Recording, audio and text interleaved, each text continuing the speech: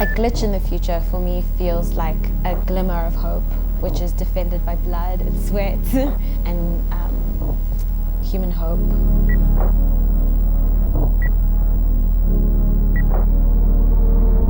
My name is Maneo Mohale. I am a poet. My home base is Johannesburg, and my medium is poetry, but I write. I suppose I'm a writer, so words. My practice is a reflection of my obsessions and lifelong obsessions, I suppose. I'm really interested in empire and its violences, attendant violences. I'm interested in imperial violence in different shards. My first book dealt explicitly with gendered violence and sexual violence, but I think I'm zooming out the older I get and the more involved in a process I become. I draw the most amount of inspiration from queer and trans poets, but lately, especially since the onset of genocidal violence in Palestine, for this particular work, I looked to the work of a queer Palestinian poet called Mohammed al-Kurd.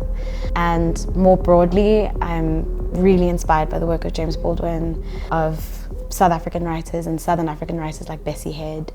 And I think more powerfully lately, it's been the work of June Jordan, who also creeps up in the work that I made for this.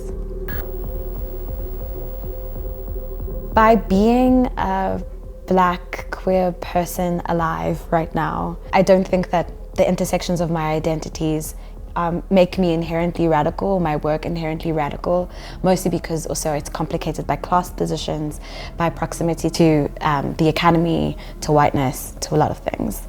I'm inspired by poets that are oriented towards a kind of truth, while understanding that there's no capital T truth and there's no singular truth, but listening for silences, listening for erasure, listening for gaps in the archive. I think my work contributes by turning and facing questions and asking more questions. Millennials are really, we've been called all kinds of things, from lazy to resilient, but I think the human race actually are on the precipice of such enormous change, and we're at a crossroads. The glitch for me feels like we're splintering into so many different realities, and we're in a timeline that feels like the worst possible timeline in the season finale of Earth. Glitch feminism feels like an acknowledgement of the technological rupture and disruption that we are experiencing, while thinking from a feminist standpoint, especially when it comes to my work, from Black, queer, feminist, radical thinkers and movements.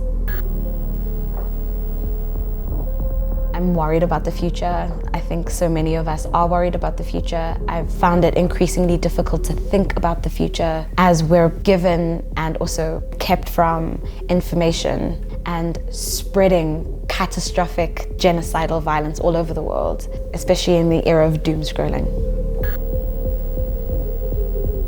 The Fall is me stitching together a fallist, or concern about the legacy of fallism from South Africa, a kind of broadening panic at being a witness to genocide in Palestine, live streamed onto all of our phones, with a growing sense of despair and horror, but a kind of horror that I think that is mobilizing a lot of action around the world, that is very reminiscent of the internationalist anti-apartheid movement.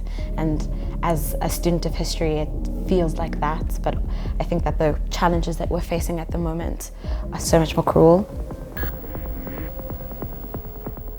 The concept of falling, which I think is so elastic as a metaphor, which is fantastic and really juicy for a poet like me, was akin to or analogous to the idea of a glitch, that we're falling through something, there's a deep disruption happening, and I wanted to play around with the elasticity of the metaphor.